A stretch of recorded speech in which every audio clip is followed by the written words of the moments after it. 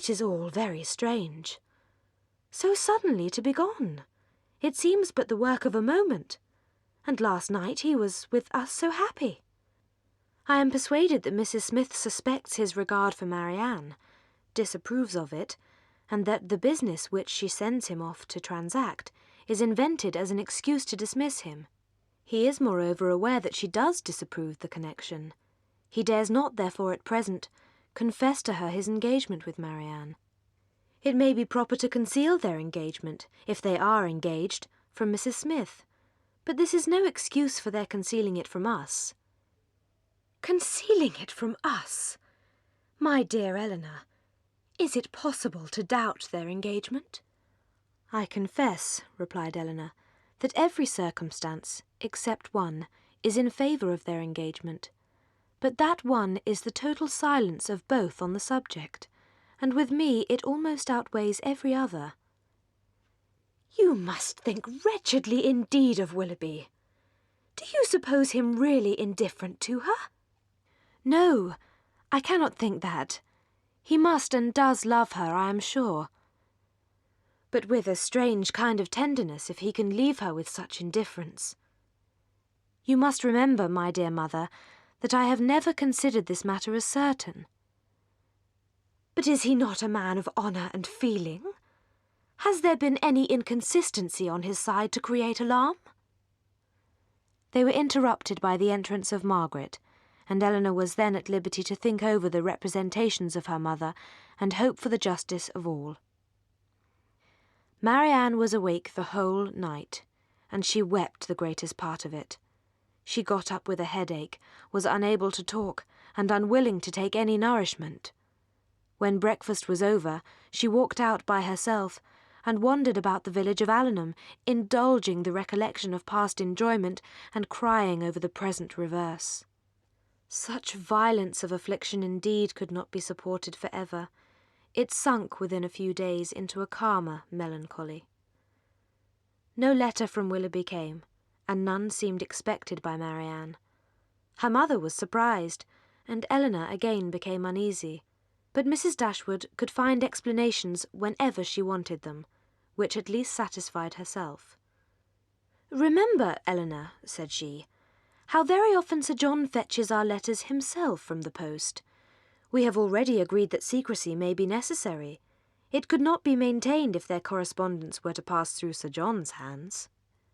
Elinor could not deny the truth of this, and she tried to find in it a motive sufficient for their silence. "Why do you not ask Marianne at once," she said, "whether she is or is not engaged to Willoughby?" "I would not ask such a question for the world.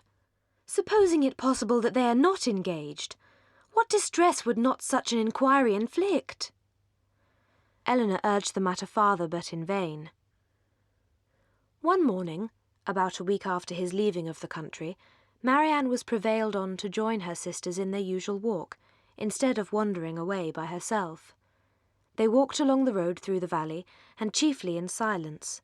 But then they saw a man on horseback riding towards them, and Marianne rapturously exclaimed, "Is it he? Indeed it is! I know it is!" and was hastening to meet him, when Elinor cried out, "Indeed, Marianne, I think you are mistaken. It is not Willoughby." They were soon within 30 yards of the gentleman. Marianne looked again with surprise to see and welcome Edward Ferrars. He dismounted and walked back with them to Barton, whither he was purposely coming to visit them. He was welcomed by them all with great cordiality, but especially by Marianne, who showed more warmth of regard in her reception of him than even Elinor herself. "Have you an agreeable neighbourhood here?" he asked. "Are the Middletons pleasant people?" "No, not at all," answered Marianne. "We could not be more unfortunately situated." "Marianne," cried her sister, "how can you say so? They are a very respectable family, Mr. Ferrars.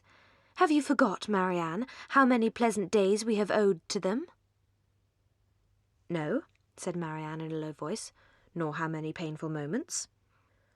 Elinor took no notice of this, and directing her attention to their visitor, endeavoured to support something like discourse with him, but his coldness and reserve mortified her severely. Edward remained a week at the cottage. He was earnestly pressed by Mrs. Dashwood to stay longer, but as if he were bent only on self-mortification, he seemed resolved to be gone when his enjoyment among his friends was at the height. Never had any week passed so quickly. He could hardly believe it to be gone. He said so repeatedly. Other things he said too, which marked the turn of his feelings and gave the lie to his actions.